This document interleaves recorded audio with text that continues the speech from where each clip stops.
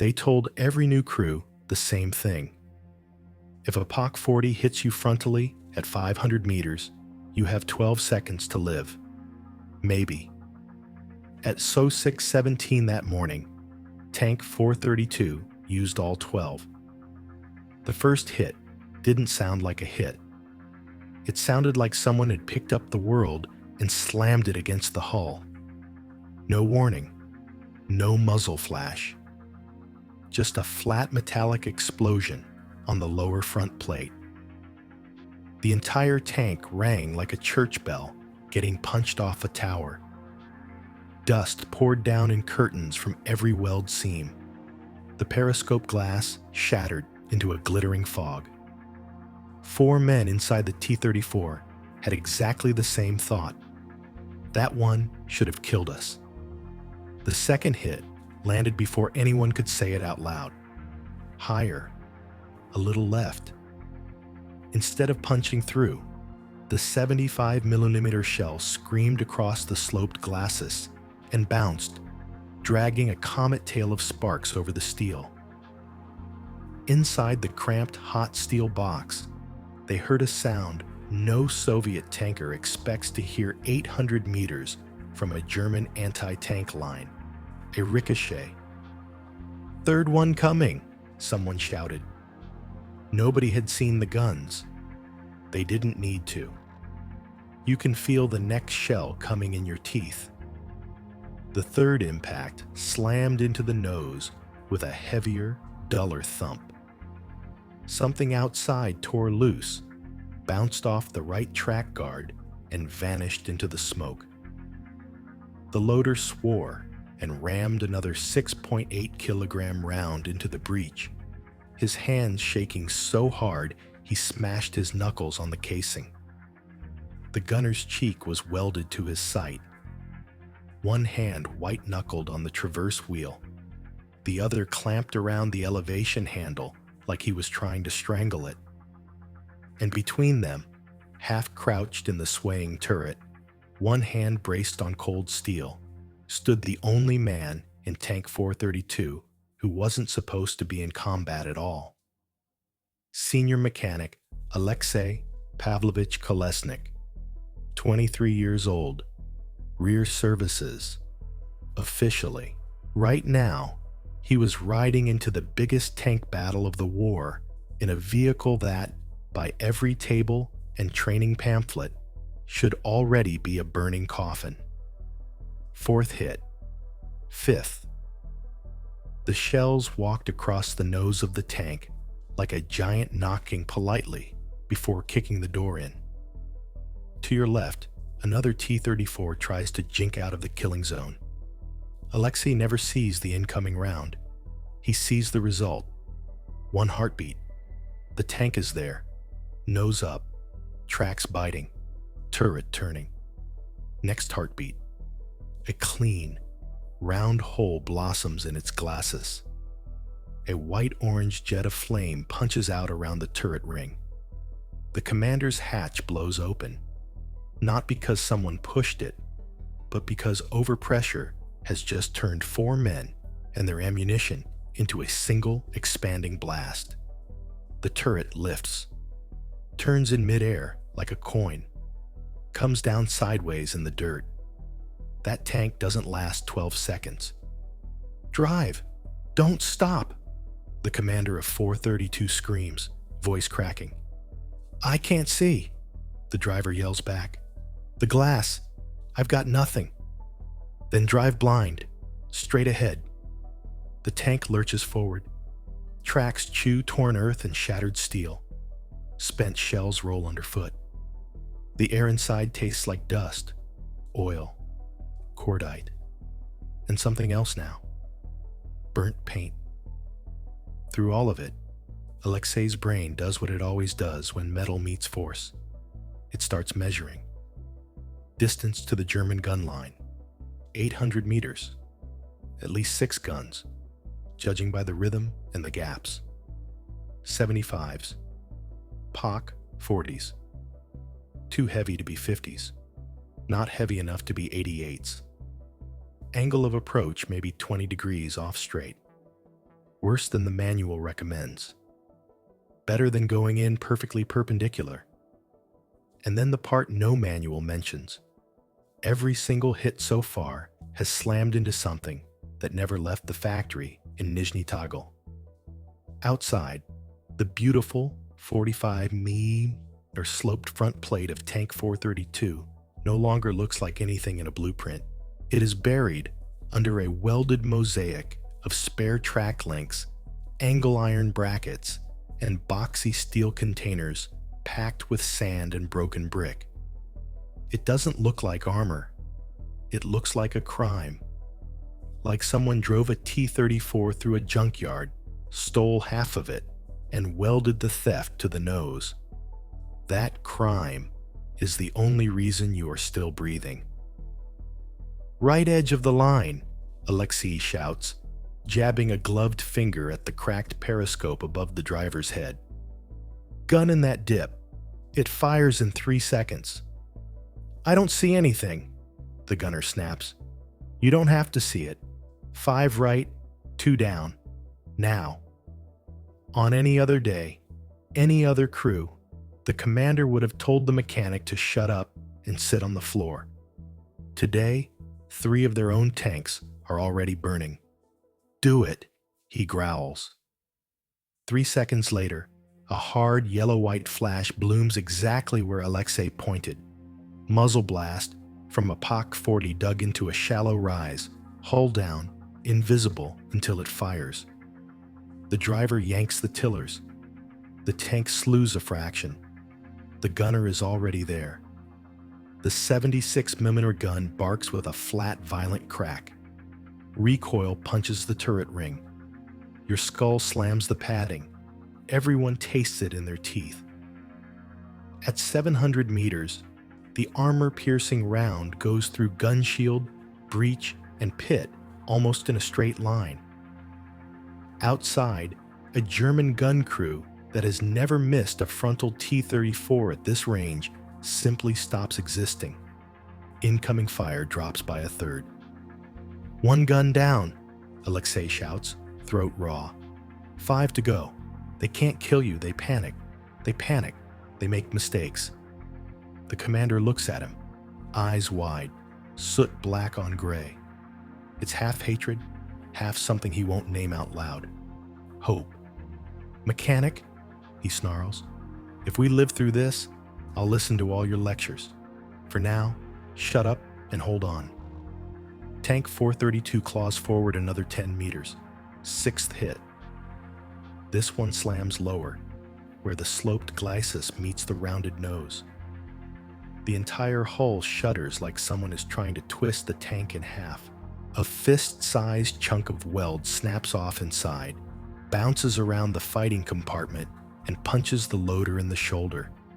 He screams, looks down, sees blood blooming through his shirt, and for 1 frozen second thinks it's over.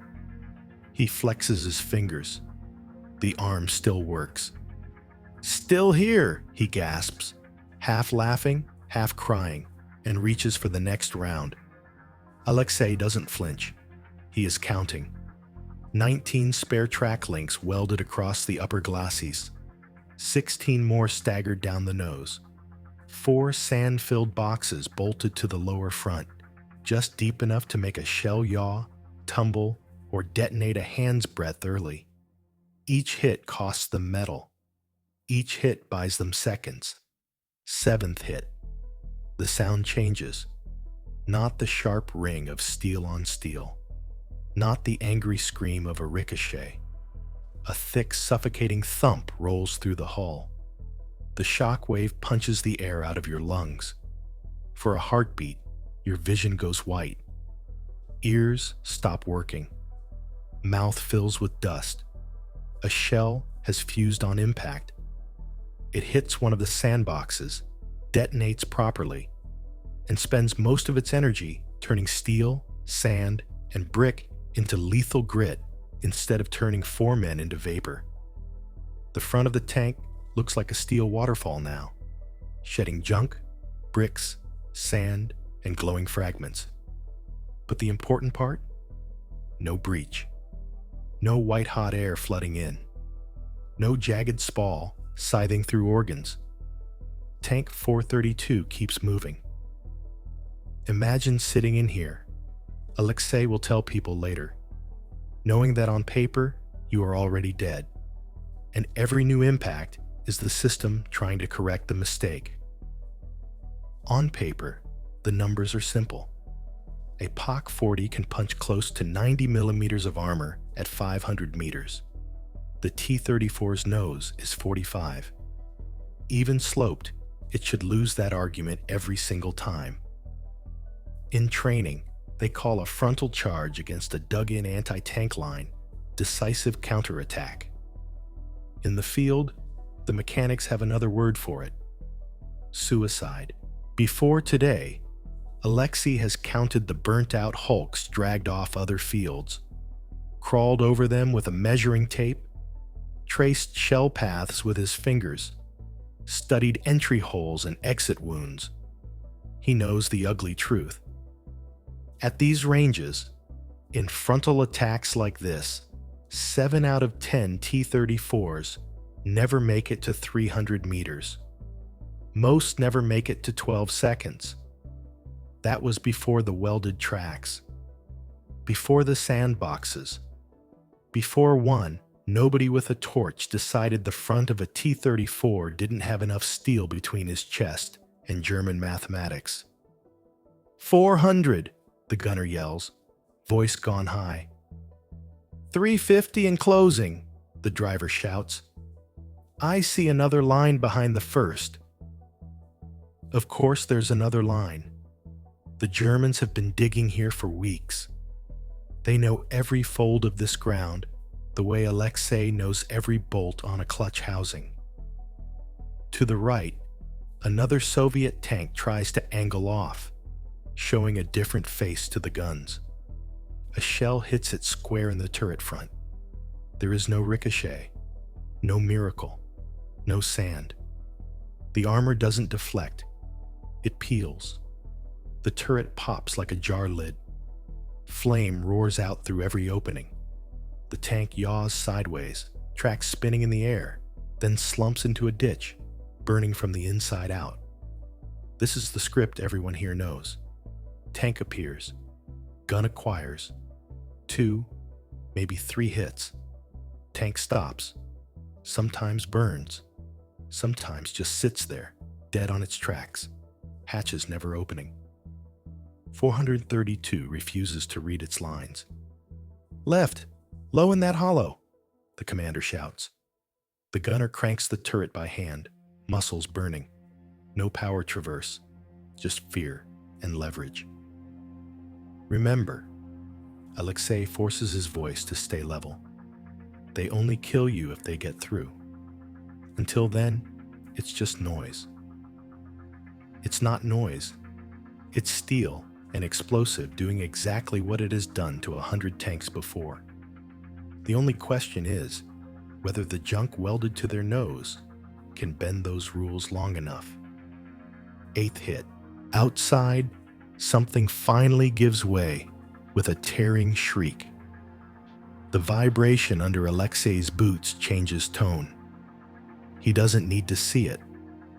The front right sandbox is gone, turned into a cloud of shredded steel and sand that has just eaten one more German shell for breakfast. They are running out of sacrificial metal, out of distance, out of luck. But Tank 432 is still moving. For the German crews, that is the real horror. They've seen T-34s, hundreds of them. They know their shapes, their sounds, the way they burn. This one doesn't behave. 12 seconds after the first hit, when every firing table says it should be a black, smoking silhouette, it is still coming. Closer. Faster. Inside 300 meters now. The gunners keep firing because that's what you do when something refuses to die and you don't understand why. Inside the choking, reeking hull, with paint blistering on the walls and glass dust in their gums, Alexei understands something with a clarity that cuts through the fear. If they survive this charge, if his ugly welds and stolen track links drag even one tank through a wall of fire that should have killed it, the war will quietly change. Blueprints will change. Regulations will change. Some engineer 1,000 kilometers away will swear, grab a pencil, and start drawing new armor diagrams. Because numbers don't care about rank. And the numbers here are brutally simple. Shells that should have killed them have not. All because a nobody mechanic decided that factory standard armor was just a suggestion. Hours later, when the smoke thins and the shouting fades into counting, the numbers come in. 12 T-34s started that charge. 9 are smoking wrecks. 2 turned back with crippled tracks. 1 drove through the main Pak line, crushed a gun pit under its tracks, and survived. Tank 432. The only one with a nose that looks like a rolling scrapyard. When the staff officers arrive, they are not impressed. "What is this?" a captain demands, stabbing a finger at the welded tracks. "Who authorized this vandalism?" The battalion commander doesn't look at Alexei. "Nobody," he says. "We didn't have time to ask." "You had time to break regulations," the captain snaps. "Do you know what Moscow will say when they see—" "I have an idea what they'll say when they see the casualty list." The commander cuts in, voice suddenly sharp enough to cut metal. "We lost 9 out of 12. That is normal for this kind of madness. This tank," he slaps the scarred side of 432, "drove through a Pak line that should have killed it 3 times over. You can shoot the mechanic after you copy whatever he did to every hull you can find." The captain opens his mouth, closes it, looks again at the nose of the tank, the welded tracks, the torn brackets, the scars where shells hit junk instead of crew. He doesn't understand the ballistics, but he understands survival. "Who welded this?" he asks quietly. "Senior Mechanic Kolesnik," the commander says. "Maintenance platoon." "Bring him to regiment command post," the captain mutters. "The colonel will want to scream at him personally." The colonel does scream. He shouts about regulations, about standards, about stolen scrap, unsanctioned modifications, and what will happen if every idiot with a torch starts improving state property. Alexei stands there in torn, smoke-stinking overalls, dried blood on his sleeve from the loader's shoulder, and says nothing. When the colonel finally runs out of air, the battalion commander puts a clipboard on the table. "Today's losses," he says, "and where they were hit." The colonel skims the list. Front hits, side hits, penetrations, burnouts, 1 outlier. Tank 432, he reads slowly. Multiple front hits, no penetration? 11, according to the crew, the commander says. We've confirmed at least 8 on the nose. 2 sandboxes gone. Most of the welded track links either ripped off or damaged. Crew alive. Silence. "How sure are you, mechanic?" the colonel asks at last. "About what you did?" "Not sure at all, comrade colonel," Alexei says. "But I'm sure of one thing. Without that junk on the front, you'd be reading 4 more names on that list." The colonel's jaw tightens. 9 burnt tanks in one field is a statistic. 9 crews you saw that morning is something else.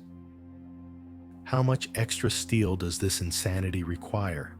he asks. "Whatever broken track we can steal from wrecks," Alexei says. "Bent brackets, scrap from damaged hulls. We don't need new metal, just old metal in the right places. And it slows the tanks down? A little. How much is a little? Less, Alexei says, than being on fire. There is a long pause. You can almost hear the war recalculating. Finally, quietly, the colonel breaks his own rules. You will prepare instructions, he says. Simple, clear. Any village welder must be able to follow them. I want the first company's tanks armored like 432 within a week. If it works again, we send the report up. If Moscow hates it, they can come down here and explain their opinions to the men inside the tanks. Alexei doesn't smile. But for the first time since 06-17, something in his chest unclenches. The nobody mechanic with the stolen torch has just been given an order. Rewrite the front armor of the Red Army. And none of the men in that tent, not the colonel, not the captain, not even Alexei himself, has any idea that what happened in front of that German gun line this morning will quietly change how tanks go to war for the next 50 years. 2 weeks later, the war tried to prove Tank 432 had been a fluke. It picked a different field, different weather, different guns. The only thing that stayed the same was the math. 45 millimeters of armor, 75 millimeters of German steel coming the other way at 800 meters per second. On paper, nothing had changed. On the ground, you could see it welded to the noses of the tanks.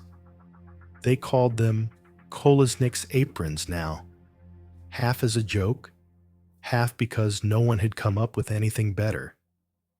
Spare track links crawled up the glacis of a dozen T-34s like dark metal ribs.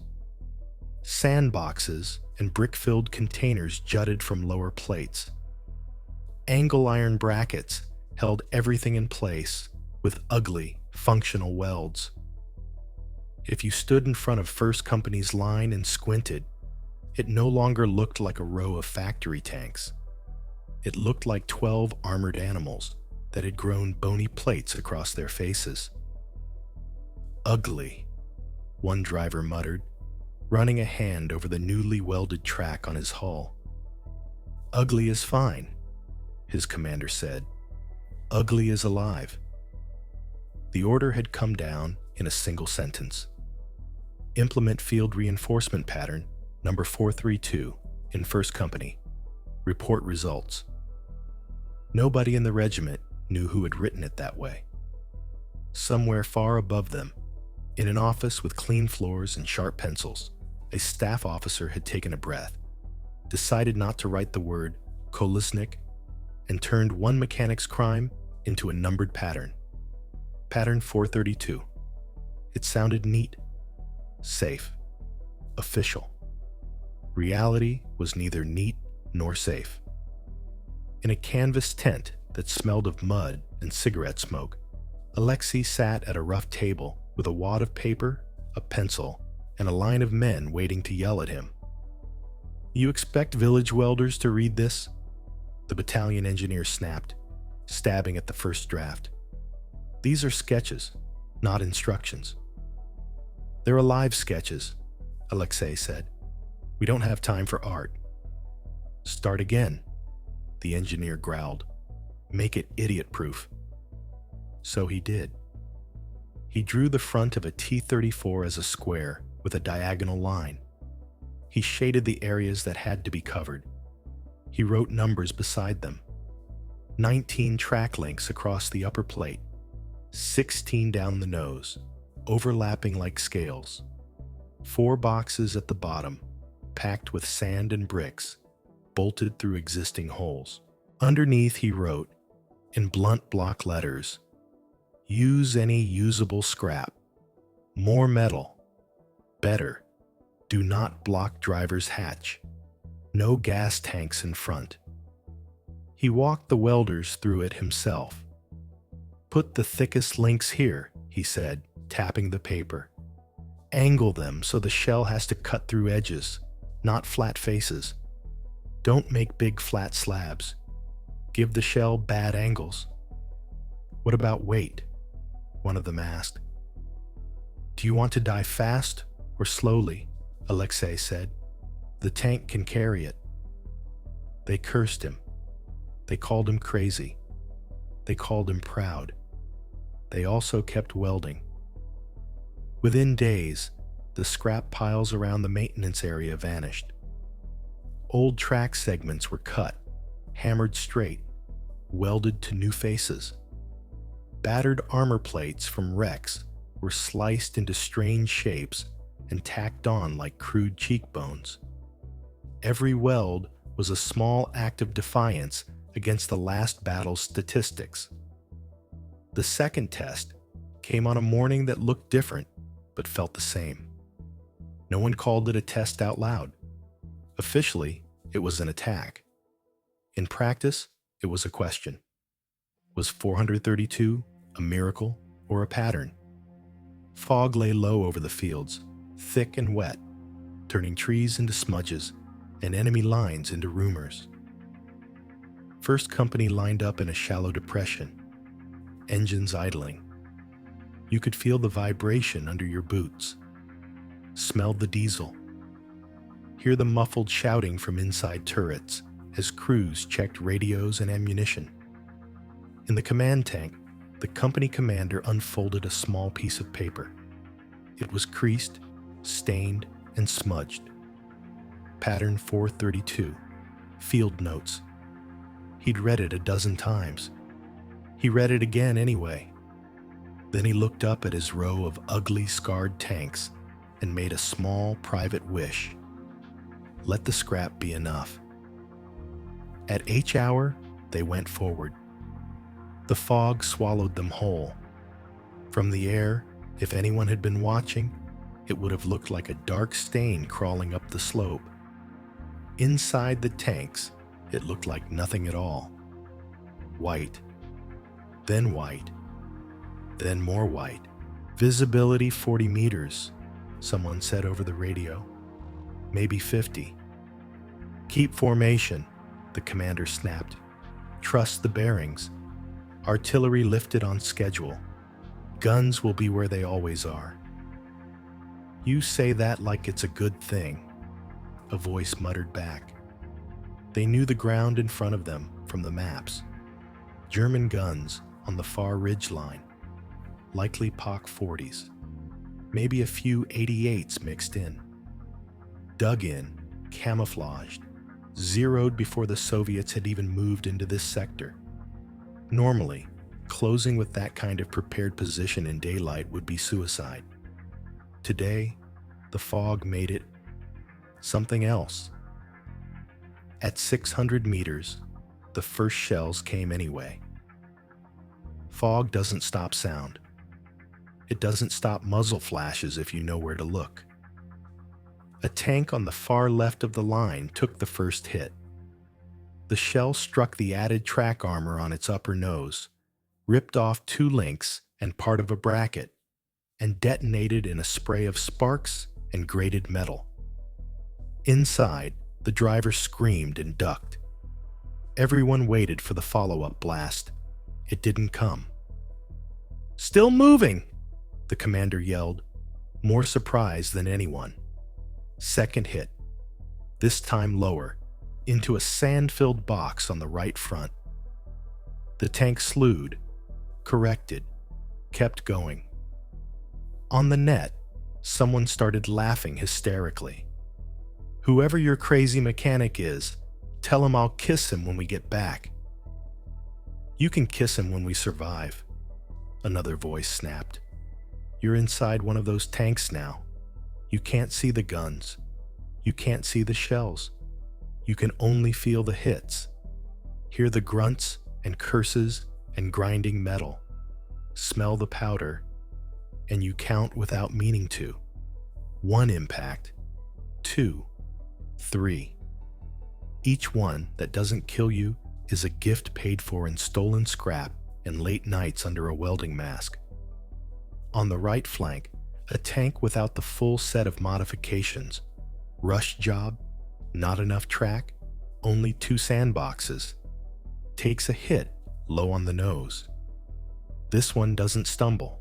It punches straight through, skips off the floor, tears a jagged path through the fighting compartment, and exits under the engine. The tank stops. There's no fire, not yet. The crew might even be alive in that first second. Then the ready rounds cook off. From outside, all you see is the hatch blow open and a pillar of flame tear the sky in half.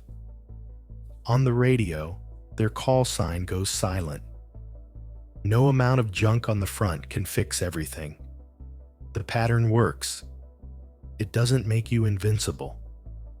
It just buys you rolls of the dice you never used to get.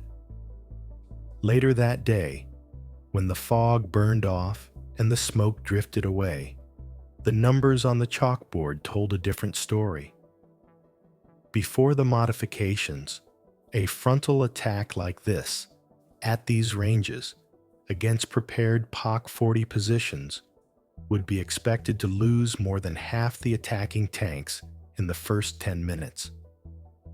Out of 12 today, 5 were knocked out, 3 brewed up, 2 could be repaired. 4 crossed the line of German guns and were still running when the order came to halt and dig in. 4 out of 12. It didn't look like a parade on Red Square. It looked like torn ground and smoking hulks and men with soot-black faces staring at their own hands.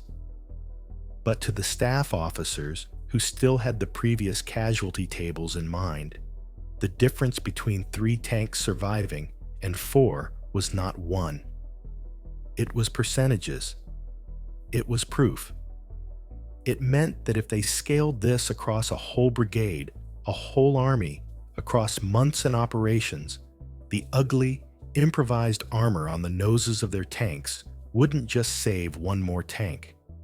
It would quietly save hundreds. Not all at once. Not in a way a newspaper could print. Just 1 crew here, 2 crews there. 1 more tank in line when the offensive started to stall. It was very boring math.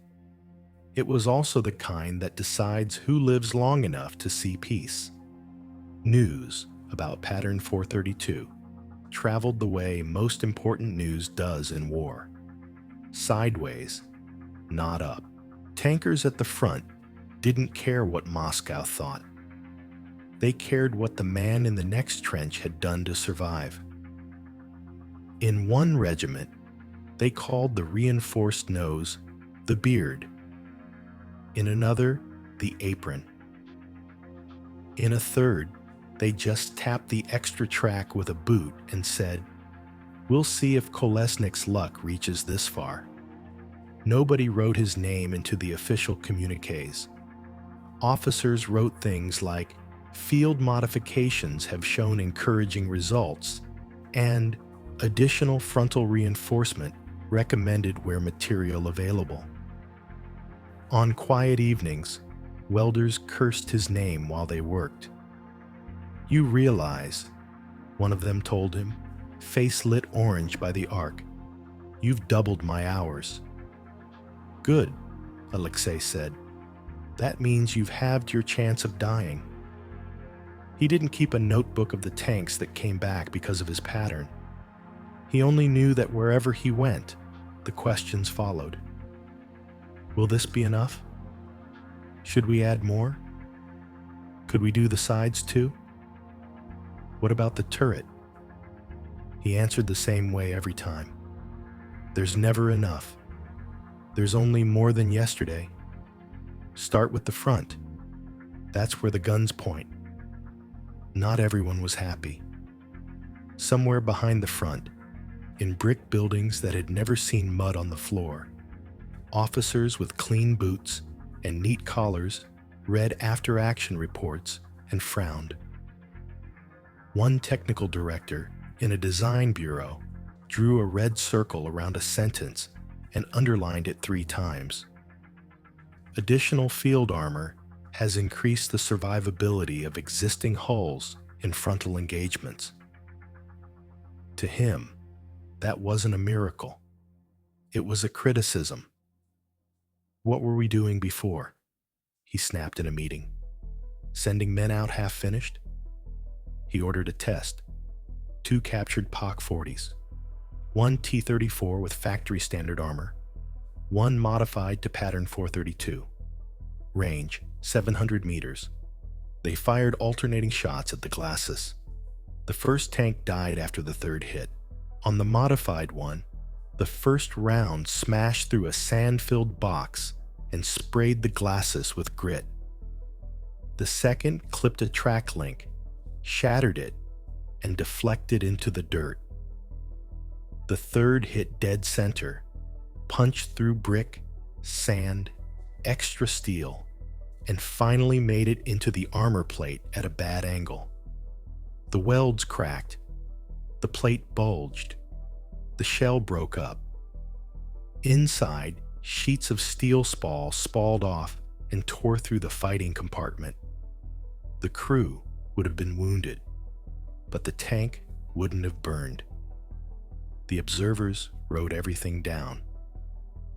Later, at a drafting table, a young engineer sketched a thicker front plate for the next series of tanks, and then, almost as an afterthought, drew small rectangles across it. Provision for additional bolted plates, he wrote in the margin. He didn't know who Kolesnik was. He didn't need to. He had the numbers. What about the Germans? They noticed too. Not in reports. Not at first. They noticed on their gun sights. In one anti-tank battery, a veteran gunner cursed and adjusted his optics for the third time that day. These new ones, he muttered, tracking a T-34 lumbering out of the tree line. They take too many hits. A younger assistant gunner frowned. They're the same tanks, he said. Same silhouettes. The veteran snorted. Silhouette doesn't kill them, he said. Steel does. Watch the nose. He fired. The round struck the front of the tank with a clean hit. Instead of the usual fountain of sparks and smoke, he saw armor tiles and track links exploding away from the hull in a shower. The tank jerked, swayed, and kept coming. What did I tell you? He growled. Again. Lower. He fired again. This round bit underneath the extra armor and found fresh steel. The tank stopped. See? He said. They give themselves beards. We aim under the chin. The younger gunner nodded. He'd learned a lesson. What he didn't know was that it had just cost him, because while he was tracking noses and beards and chins, another T-34 with less precise armor but more determination had closed to 200 meters. At that distance, even an old 76mm could punch into a gun pit and turn sandbags into shrapnel. Field modifications don't make anyone invincible.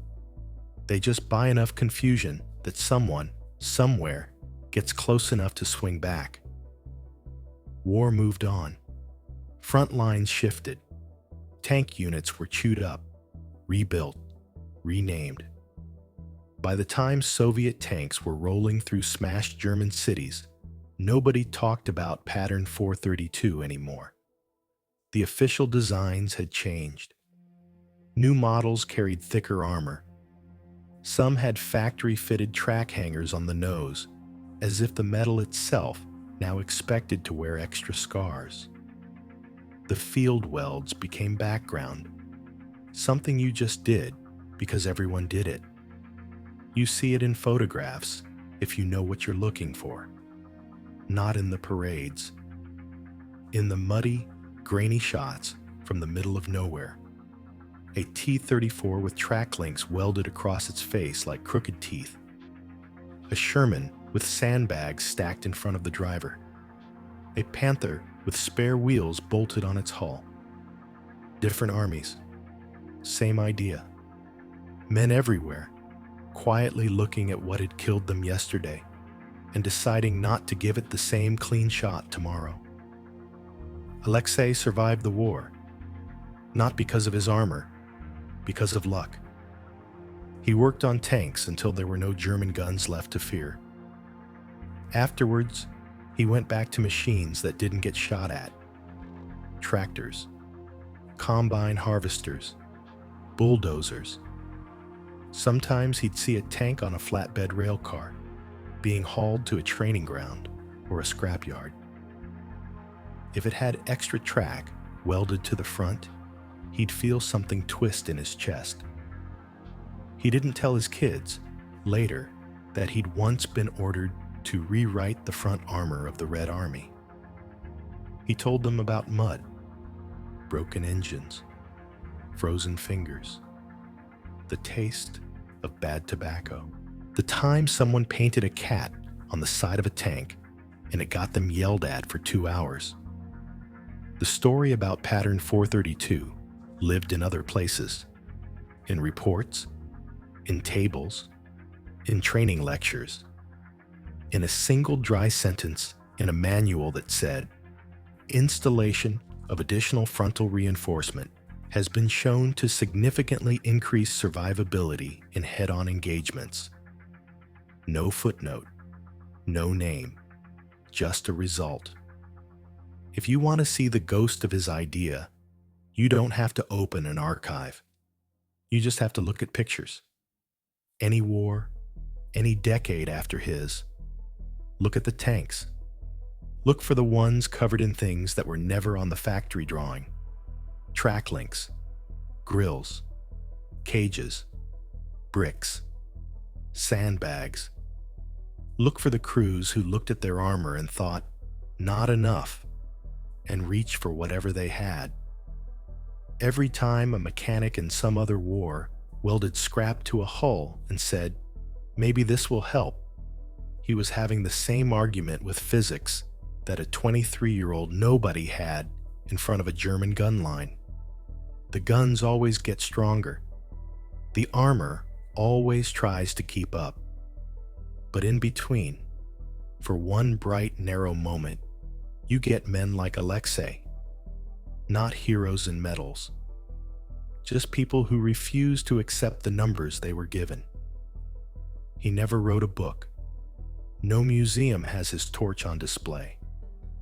But if you pause certain videos, at certain frames, in certain wars, you can see his fingerprints in the welding lines across somebody else's tank. And somewhere, buried on a shelf that no one reads anymore, there is still a report with a bland title about field modifications to frontal armor. Inside, in the middle of a paragraph, is a line that changed the shape of steel. Tank 432 received multiple direct hits to the front hull from 75mm anti-tank guns at 600-800 meters and remained operational. It's just one sentence. On a battlefield where 12 seconds used to be a lifetime, it was a revolution.